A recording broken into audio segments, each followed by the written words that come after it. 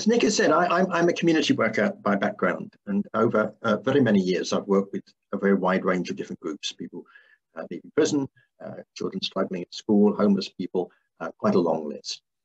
Over and over again, when we have begun to unpeel the problems, we find relationships either broken down or never existing to a meaningful degree. And over again, the policy response or the practical project response has been to work together on building or repairing relationships. So like you, like the Area Coordination Network, I believe that families, friends, personal networks are the foundation of a rich and varied life. But I also think that as a society over my working life, we've been moving in the wrong direction. Of course, we transact as we've never been able to do in the past, but being well connected is not the same as connecting well. So we set up the Relationships Project that Nick referred to a couple of years ago to work with others on building a better society by building better relationships, doing what Nick earlier called practicing relational power. And in March, we set up the Relationships Observatory to gather insights into how our behaviour and in particular our relationships were changing over the course of the first lockdown and the pandemic, and then of course subsequent lockdowns. We were particularly interested in hearing from voices less heard. We were going to share what we learnt in real time, not wait for 2 years before we published it. And we were looking at especially for learning that we could carry forward to improve our practice in the future. I think that at our best in the spring, we noticed that we neighboured. We've already referred to the 9 million people who became involved in caring for neighbours and others around them in the mutual aid movement.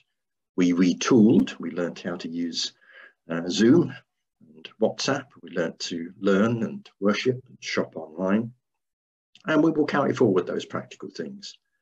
But even more interestingly, I think than that, we also noticed that some of our attitudes shifted.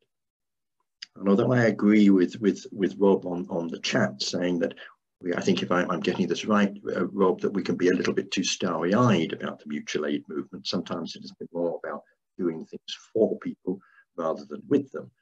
I nonetheless think that in general, there has been a development of attitudes, or certainly there was in the spring, which were more trusting between partners, between individuals and between organisations, which were principle-led rather than rules-based, cemented by solidarity rather than compliance, less hierarchical, more horizontal, less defensive, more can-do, kinder, more emotionally responsive, personal, and human.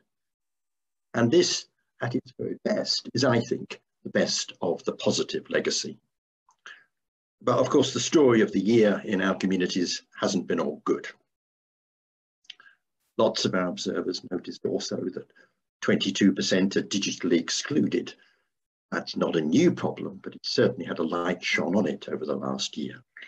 But others are without the homes in which many of us have been able to isolate in relative comfort, without the income to eat adequately, let alone to feel secure, and without the relationships we all need to survive and thrive. COVID, lockdowns, and perhaps even more importantly, Black Lives Matter, heightened our understanding of these inequalities in 2020. I think then that our task as community workers is to not be starry-eyed about this, but to try to sustain the best without illusion. The good bits of our relationship-centred year are not an adequate response to the bad. Poverty, inequality, discrimination and social exclusion are fundamental structural problems, requiring fundamental structural solutions. But there are here the seeds of a just and inclusive renewal in the positive legacy. And I think it's the right time to be talking about assets and abundance, not because 2020 hasn't revealed enormous deficits, but because it has. Now in 2021, I think there will be a great impatience to return to normal, whatever that might mean. Last summer, we got a foretaste of what that might look like.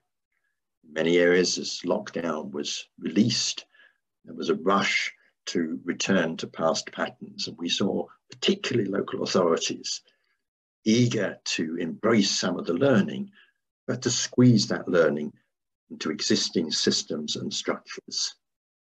We need to learn the lesson from that and be much braver and bolder in how we seek to change in 2021. Amidst the sadness and pain of recent weeks, we've also had our best days, moments where we've noticed one another as we've seldom noticed before. So I think my question to you would be, how do we keep alive not only that practical stuff, the learning about Zooming and WhatsApp, the mutual aid, relationships we've established, but also those shifts in attitudes, those undercurrents I talked about, which can potentially prefigure much wider change. I think we caught a glimpse of something special in 2020. People like you on the front line saw it more clearly than anybody else.